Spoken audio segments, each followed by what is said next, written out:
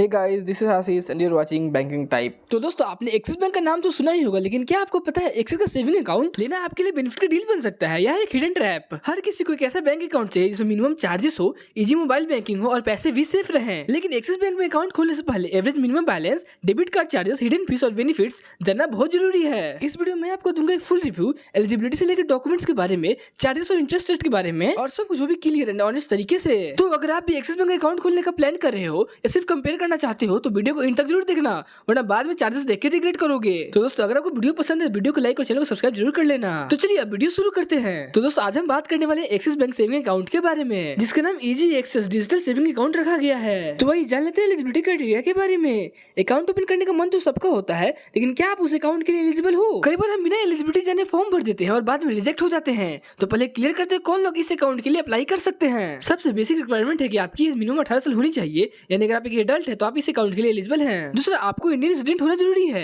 NRI या foreign citizen इस account के लिए अप्लाई नहीं कर सकते हैं। एलिजिबिलिटी क्लियर हो गई, ग्रेट, लेकिन सिर्फ एलिजिबल होने से काम नहीं चलेगा। आपके पास डॉक्यूमेंट भी कंप्लीट होने चाहिए, वरना अकाउंट ओपनिंग प्रोसेस इनकम्प्लीट रह जाएगा। तो चलिए देखते हैं कौन से डॉक्यूमेंट्स आपके पास रेडी होने चाहिए अकाउंट ओपन करने से पहले। सबसे पहले पैन कार्ड, यह आपका आइडेंटिटी प्रूफ होता है और बैंकिंग के लिए मैंडेटरी है। दूसरा, आधार कार्ड, ये एड्रेस और आइडेंटिटी दोनों प्रूफ के लिए यूज होता है। और तीसरा, आपका एक एक्टिव मोबाइल नंबर जो कि आधार कार्ड से लिंक हो, क्योंकि ओटीपी वेरिफिकेशन आजकल सबसे बेसिक स्टेप बन गया है केवाईसी के लिए। तो अगर आप 18+ है और इंडियन रेजिडेंट और ये बेसिक डॉक्यूमेंट आपके पास रेडी है तो समझिए आपका आधा काम डन है। तो भाइयों, अगर आप एलिजिबल हो और डॉक्यूमेंट भी रेडी है तो अब बात आती है पैसों की। कितना पैसा चाहिए अकाउंट ओपन करने के लिए, और सबसे इंपॉर्टेंट, हर मंथ मिनिमम बैलेंस मेंटेन करना पड़ेगा या नहीं। तो चलिए कंफ्यूजन भी क्लियर कर देता हूँ। बैंक आपको लोकेशन देख के डिसाइड करता है आपको अकाउंट खोलने वक्त कितना पैसा देना होगा और हर मंथ कितना बैलेंस मेंटेन करना पड़ेगा। मेट्रो सिटी में आपको इनिशियल फंडिंग 16,000 करनी पड़ेगी और आपको हर मंथ 12,000 का एवरेज बैलेंस मेंटेन करके चलना पड़ेगा। और अब अर्बन एरिया के बारे में बात करें तो वहाँ पे इनिशियल फंडिंग 15,000 करनी पड़ेगी, आपको हर मंथ 12,000 का एवरेज बैलेंस मेंटेन करके चलना पड़ेगा। और सेमी अर्बन एरिया के बारे में बात करें तो आपको इनिशियल फंडिंग 6,000 करनी पड़ेगी और 5,000 का एवरेज मंथली बैलेंस लेकर चलना पड़ेगा। और रूरल एरिया के बारे में बात करें तो आपको इनिशियल फंडिंग 3,000 करनी पड़ेगी और 2,500 का एवरेज मंथली बैलेंस लेकर चलना पड़ेगा। अब एक इंपॉर्टेंट बात, अगर आप मंथली बैलेंस मेंटेन नहीं करते तो बैंक वहाँ पे आपको पेनल्टी चार्ज करेगी। और यह चार्ज आपके एरिया पे डिपेंड करते हैं कि आप मेट्रो सिटीज में हो या फिर सेमी अर्बन एरिया में हो या फिर रूरल एरिया में। तो चलिए सिंपल लैंग्वेज में समझते हैं। मेट्रो एरिया में अगर आपका अकाउंट है तो चार्जेस कुछ इस तरह लगेंगे। अगर आपका बैलेंस 11,000 से लेकर 11,999 के बीच में तो आपको RS50 का चार्ज पे करना पड़ेगा। वही अगर आपके अकाउंट में 9,000 से लेकर 10,999 के बीच रुपए है तो वहाँ पे 250 का फाइन पे करना पड़ेगा। तो अगर 3,000 से लेकर 5,999 हो तो वहाँ पे 450 का चार्ज पे करना पड़ेगा। और अगर आप 3,000 से भी कम बैलेंस रखते हो तो बैंक आपको 600 तक का फाइन भी काट सकता है। ये तो बात होगी मेट्रो सिटीज के बारे में। अब हम जानते हैं सेमी अर्बन एरिया के बारे में। सेमी अर्बन एरिया के लिए चार्जेस थोड़े कम है। अगर आप अपने अकाउंट में 4,000 से लेकर 4,999 के बीच बैलेंस रखते हो तो वहाँ पे 50 का चार्ज पे करना पड़ेगा। और वहीं अगर आप 2,500 से लेकर 3,999 के बीच बैलेंस रखते हो तो वहाँ पे 150 का चार्ज पे करना पड़ेगा। तो चलिए जान लेते हैं रूरल एरिया के बारे में। अगर आप अपने अकाउंट में 1,000 से लेकर 2,499 के बीच में बैलेंस रखते हो तो वहाँ पे 75 का चार्ज पे करना पड़ेगा। और वहीं अगर 1,000 से भी कम हुआ तो 150 तक का ही फाइन लग सकता है। तो दोस्तों, सिर्फ अकाउंट ओपन कर लेना ही काफी नहीं है। अगर आप मंथली बैलेंस मेंटेन नहीं करते हो तो बैंक वहाँ पे साइलेंटली पेनल्टी काट लेगा। इसीलिए अकाउंट खोलने से पहले एक बार कैलकुलेट जरूर कर लो क्या आप इतना बैलेंस हर महीने मेंटेन कर सकते हो या नहीं। अब चलिए बात करते हैं उन ऑफर की जिनसे आपका पैसा भी बचेगा और रिवार्ड भी मिलेगा। यह अकाउंट सिर्फ बेसिक बैंकिंग में लिमिटेड नहीं है, इसमें आपको काफी सारे शॉपिंग वाउचर्स मिलेंगे, कैशबैक्स मिलेंगे और इवन इंश्योरेंस कवरेज भी मिलता है। सबसे पहले वेलकम गिफ्ट में आपको 500 का वाउचर मिलता है। जब आप अकाउंट ओपन करने के बाद फर्स्ट डेबिट कार्ड से ट्रांजैक्शन करते हो 30 दिन के अंदर तो आपको मिलता है 500 का शॉपिंग वाउचर, जो आप ग्रैब डील से प्लेटफॉर्म पर रिडीम कर सकते हो। मतलब सिर्फ स्वाइप करो और फ्री शॉपिंग का गिफ्ट पाओ। और दूसरा, हर महीने मूवी टिकट बिल्कुल फ्री।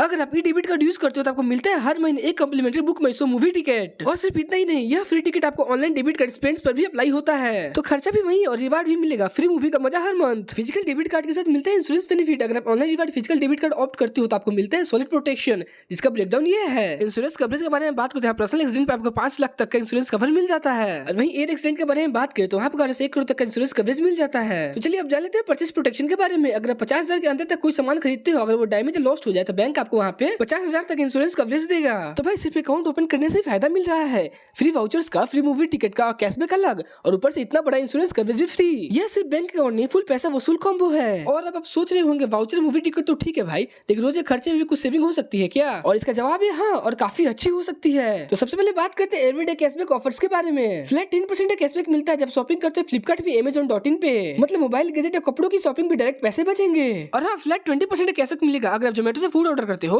या फिर टाटा 1mg से मेडिसिन खरीदते हो। और भाई आजकल तो ये दोनों ऐप हर घर में यूज होते हैं। और हाँ, आपको मिलेगा एक वर्चुअल डेबिट कार्ड बिल्कुल फ्री, जो इंस्टेंटली एक्टिव हो जाता है अकाउंट ओपन करते ही। Online shopping subscription secure payment के लिए परफेक्ट है। और एक बार फिर याद दिला दो, हर महीने मिलेगा बुक माई शो का कम्प्लीमेंट्री मूवी टिकट। बस ऑनलाइन डेबिट कार्ड स्पेंडिंग करनी है और रिवार्ड मिल जाता है। और अब आप सोच रहे होंगे भाई कैशबैक, वाउचर, मूवी टिकट सब मिल गया, पर जो पैसे बैंक में पड़े रहेंगे उसका क्या उससे भी कुछ एक्स्ट्रा कमाई हो सकती है?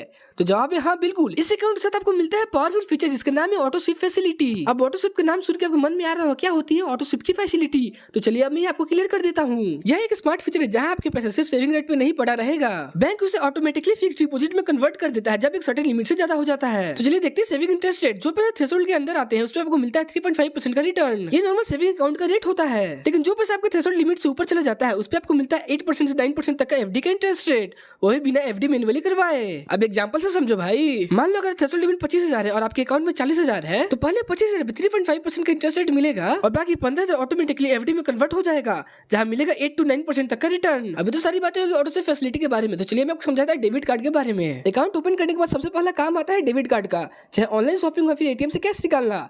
इस अकाउंट के साथ आपको मिलता है दो ऑप्शन, एक वर्चुअल डेबिट कार्ड जो फ्री है और एक फिजिकल डेबिट कार्ड जिसमें थोड़ा चार्जेस लगता है। चलिए अब दोनों को डिटेल में जान लेते हैं। तो अब जान लेते हैं वर्चुअल डेबिट कार्ड के बारे में।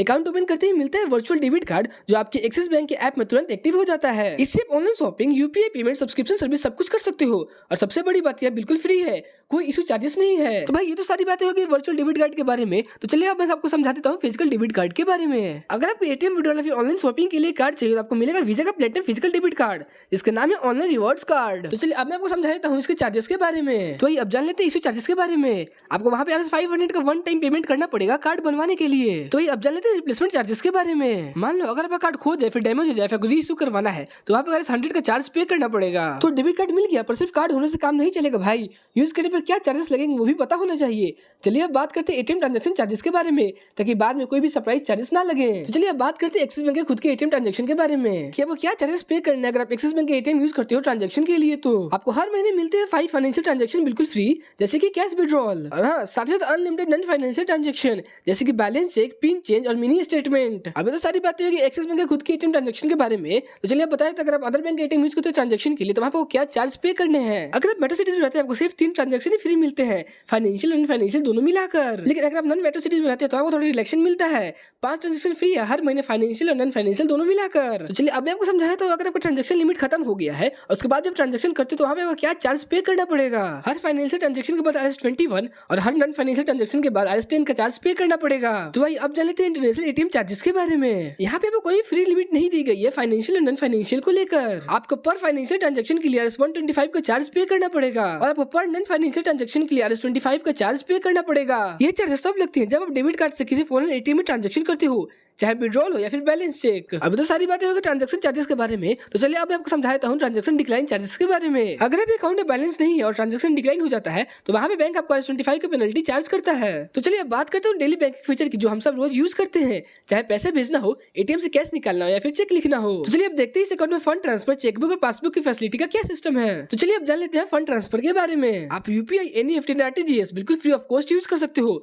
चाहे आपको 1 रुपया भेजना है फिर 1 लाख, उसके लिए आपको कोई भी चार्ज पे नहीं करने हैं। पर IMPS का यूज करने के लिए आपको चार्ज पे करना पड़ेगा। अगर आप IMPS का यूज करके 1000 से लेकर 1 लाख तक रुपए ट्रांसफर करते हो तो वहाँ पे आपको RS5 का चार्ज पे करना पड़ेगा। मतलब अगर आप IMPS का यूज करते हो तो थोड़ा नॉमिनल चार्ज लगेगा। तो चलिए अब आगे इस वीडियो में हम जान लेते हैं अकाउंट ट्रांजैक्शन लिमिट के बारे में। आपको इस अकाउंट में 50,000 का डेली एटीएम विड्रॉल लिमिट मिल जाता है। और अब बात करें डेली POS लिमिट के बारे में तो वहाँ पे आपको 2 लाख तक का डेली POS लिमिट मिल जाता है। यह लिमिट काफी सफिशिएंट है नॉर्मल यूजर के लिए, चाहे शॉपिंग हो या फिर अर्जेंट फंड नीड। तो चलिए अब जान लेते हैं चेकबुक और पासबुक के बारे में। तो वही सबसे पहले हम जान लेते हैं चेकबुक के बारे में। आपको हर साल 20 चेकलिस्ट बिल्कुल फ्री मिलते हैं, उसके बाद आपको पर लीफ के लिए RS4 रुपए चार्ज पे करना पड़ेगा। तो अभी तो सारी बातें होगी चेकबुक के बारे में। तो चलिए आपको समझाता हूँ पासबुक के बारे में। इस अकाउंट में पासबुक आपको बिल्कुल फ्री मिलता है, लेकिन अगर आप डुप्लीकेट पासबुक बनवाते हो तो वहाँ पे 100 का चार्ज पे करना पड़ेगा। दोस्तों फंड ट्रांसफर ऑलमोस्ट फ्री है, विड्रॉल लिमिट भी डिसेंट है और चेकबुक और पासबुक का सिस्टम भी मैनेजेबल है।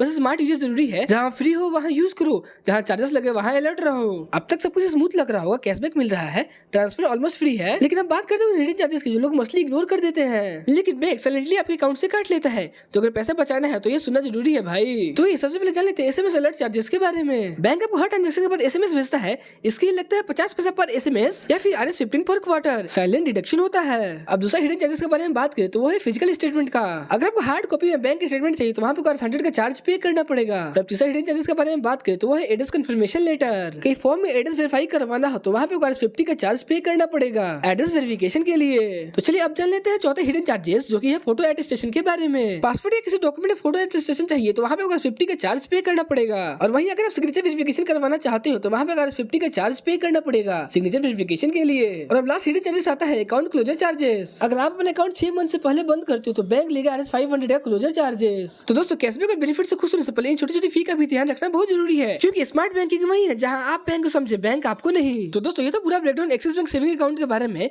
मैंने आपको यहाँ पे अच्छे से समझा दिया ताकि आपको अकाउंट खोलने में कोई भी प्रॉब्लम ना हो। तो दोस्तों, एक्सिस बैंक का सेविंग अकाउंट उन लोगों के लिए बेस्ट जो चाहते हैं कैशबैक, वाउचर, हाई रिटर्न्स और स्मार्ट बैंकिंग फीचर्स। लेकिन हाँ, अकाउंट मेंटेन करने के लिए थोड़ा बैलेंस जरूर रखना पड़ेगा, वरना नॉन मेंटेनेंस और हिडन चार्जेस भी कभी कभी सरप्राइज दे सकती है। और हाँ, अगर आप स्मार्ट बैंकिंग करते हो तो यूपीआई यूज करो, ऑटो सिप का फायदा उठाओ और वर्चुअल कार्ड से ऑनलाइन स्पेंड करते रहो, तो ये अकाउंट फुल पैसा वसूल बन सकता है। कमेंट करके जरूर बताना क्या आप एक्सिस बैंक का ये सेविंग अकाउंट लेना चाहोगे या फिर कोई और अकाउंट प्रीफर करते हो। और अगर वीडियो पसंद है तो वीडियो को लाइक करो, अपने दोस्तों के साथ शेयर करो और ऐसे ही यूजफुल रिव्यू के लिए सब्सक्राइब करना बिल्कुल मत भूलना। मिलते हैं नेक्स्ट वीडियो में, तब तक के लिए स्मार्ट रहो, सेफ रहो और सही बैंक चूज करो। और हाँ, तब तक के लिए हैप्पी बैंकिंग।